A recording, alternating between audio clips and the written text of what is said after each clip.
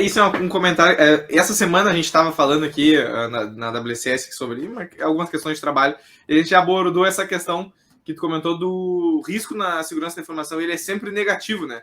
Que é, por exemplo, que nem tu falou, o jeito normal no cotidiano de se usar risco, o termo risco, né, não é dessa forma. E como falando no mundo de investimentos e tal, não é dessa forma que eles usam, né? Sempre tem um trade-off aí, né? Para usar termos em inglês. Sempre tem uma coisa que tu vai ganhar ao correr aquele risco, né? E no caso da segurança não é dessa forma, né? Ele sempre é negativo, né? E aí eu até acho que isso é uma coisa, a gente confabulando sobre isso, é uma coisa que eu acredito que dificulta um pouco, como tu comentou e agora, né, no caso desse executivo que começou a debater o risco durante 1h30 e quebrar todas as possibilidades dele, todas as coisas que se conectam com outras aspectos do negócio que ele tem conhecimento que às vezes vocês não tinham, ou enfim, né, que começou a explorar um mundo novo ali. E aí isso, eu tava pensando sobre isso, assim, que eu acredito que isso aconteça, isso é uma questão, assim, esse problema de como apresentar os riscos e como fazer as pessoas, como no caso, esse executivo comentou de, I can't unsee it, né, tu não consegue, uma vez que tu sabe que tem aquele risco ali, que tem aquele dano que pode ser causado, tu não consegue operar mais sem pensar que aquilo vai acontecer. Eu acho que vem por essa questão do risco em cibersegurança ser sempre negativo. E talvez essa abordagem que tu está trazendo seja uma ideia um pouco de botar um outro giro, né, um outro sabor aí nessa ideia de risco de o risco tem que estar lá, a gente tem que apresentar o que pode acontecer de ruim, qual é a probabilidade, qual é o impacto que vai acontecer e beleza, isso tá junto no pacote. Mas essa ideia de assim, como é que as nossas ações vão fortalecer o negócio, pode ser um jeito de apresentado junto com o risco de não causar tanto esse impacto negativo, né? Porque, enfim, eu acho que também o que acontece é que o executivo ali ele vai pensar no risco como sendo algo que tem uma condição positiva que pode acontecer com ele, né? Então, enfim, até coisas mais banais isso pode acontecer também, né? Por exemplo, um exemplo muito esdrúxulo, não ter na nossa empresa, uma empresa pequena, assim, por exemplo, o pessoal deixa ter senhas tipo 1, 2, 3, 4. Exemplo mais esdrúxulo possível, né? Senhas extremamente simples. Mas aí o benefício que a pessoa poderia imaginar que tem ali é que as operações vão ser mais rápidas, né? E dentro da cabeça do executivo que está analisando assim, essa situação, às vezes isso pode ser a primeira coisa que vem na cabeça dele, né? Esse ganho que, apesar de ser um pouco ilusório, em muitos casos, nesse caso é bem ilusório, mas ele tá ali, ele é uma coisa palpável que a pessoa pode imaginar que vai acontecer com aquele risco, né? Então, eu acho isso é um bom exemplo que tu deu, Pedro, porque, por exemplo, como que eu trataria esse issue, né? Tem esse problema, tá? As pessoas estão criando senhas 1, 2, 3 porque elas estão cansadas, tem muita senha é difícil de lembrar, né? Vamos ser sinceros, é um problema do século, né? Talvez uma forma de tu abordar, em vez de focar só no risco, o que ele poderia fazer facilitar a vida desses usuários? Windows Hello, biometria, né? Não precisa mais de lembrar de senha, precisa de lembrar de senha quando precisa resetar a tua senha, né? E quais são os benefícios? O benefício é agilidade. Agora tu não precisa mais, o próprio... engraçado que uma vez eu fiz uma reunião com a primeira vez com o CEO da empresa que eu trabalhava, ela era maravilhosa, uma empresa gigante, uma das maiores empresas da Nova Zelândia, e a primeira coisa que ela me perguntou, ela me mostrou um post-it, e ela falou assim, quando é que a gente vai dar fim nessas senhas, né, nessa coisa, que esse é o problema para ela.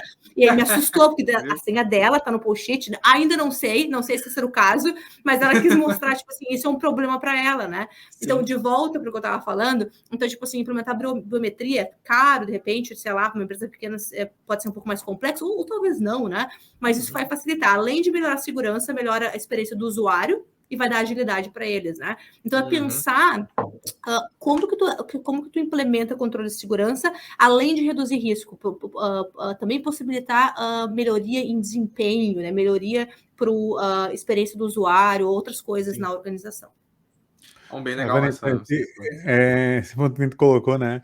Se tu colocar uma política de rotação de senha a cada 2 semanas, a chance de colocar a tua empresa asterisco 1, 2, 3, tua empresa asterisco 1, 2, 3, 4... só vai aumentar. E a NIST já não recomenda mais isso, né? Por exemplo. Eles já dizem que não é para fazer. Só se a senha foi comprometida, né?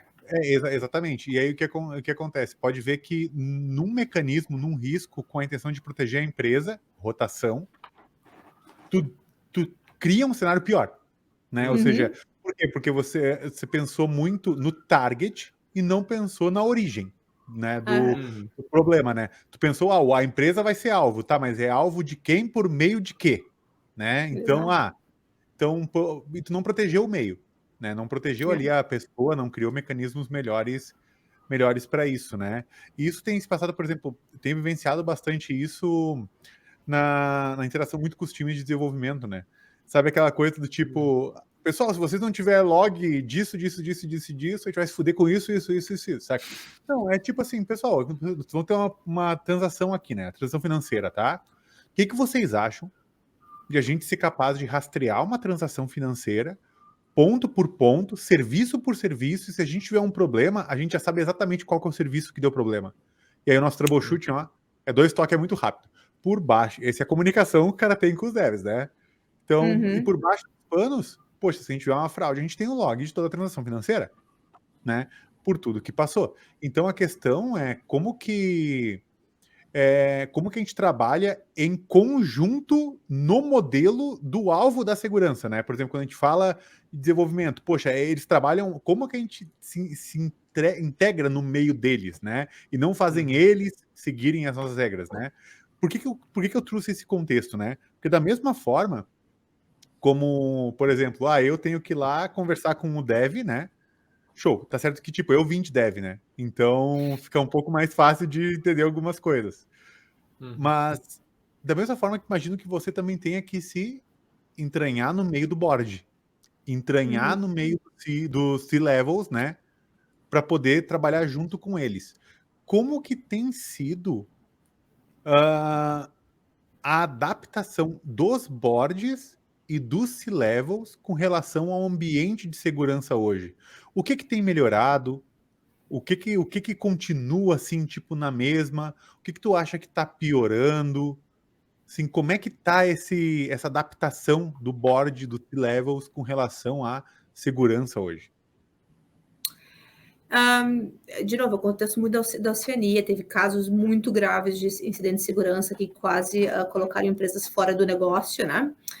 Casos muito graves de informação bem sensível de médica, de pessoas sendo vazadas e tudo mais. Então, eles estão muito e um atrás do outro, né?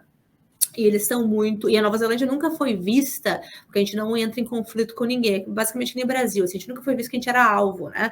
E agora a gente está sendo, né? E a Austrália já é um pouco diferente, é um pouco mais agressiva com a estratégia de segurança offensive deles e tudo mais, mas enfim. Então eles são muito assustados.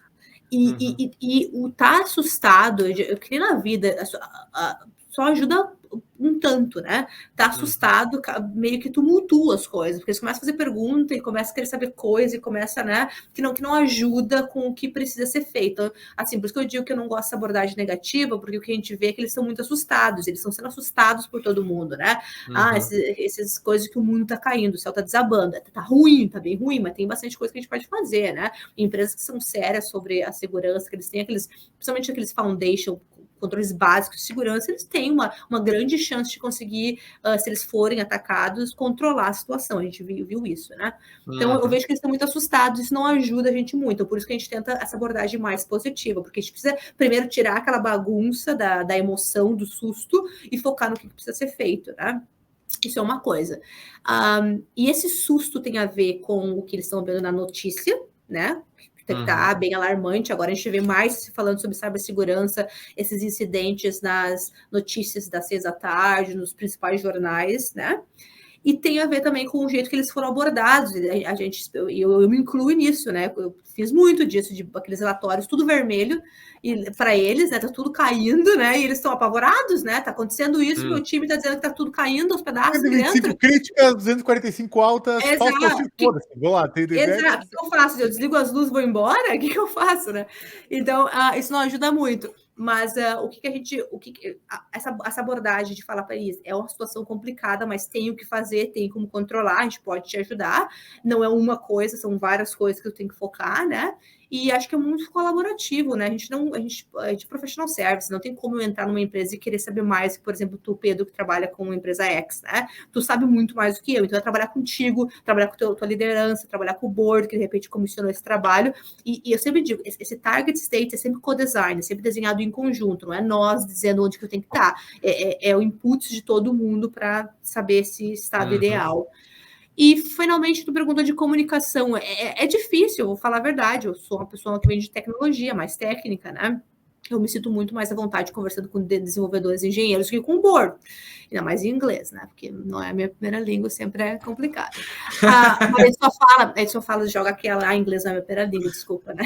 Tem sempre aquela desculpa. Meu time já diz isso um monte, né? Que eu uso essa desculpa um monte. Mas, obviamente, que tem aquele não é conflito, aquela diferença de cultura, né? E aí tá, a gente tem medo deles, não sei se a gente tem medo deles, eles têm medo da gente. É isso que a gente vê nas reuniões. Eles têm medo que a gente vai falar alguma coisa que eles não vão entender, né? E a gente tem medo que eles vão falar alguma coisa que a gente não vai entender, né? Então tem muita essa adaptação.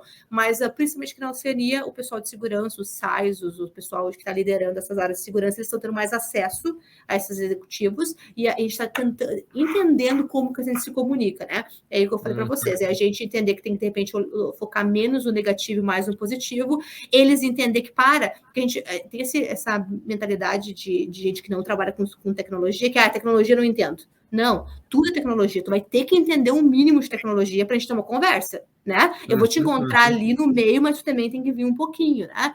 Então, eles também estão entendendo que eles têm que se educar e procurar entender mais sobre tecnologia e cibersegurança. E isso está ajudando a gente também.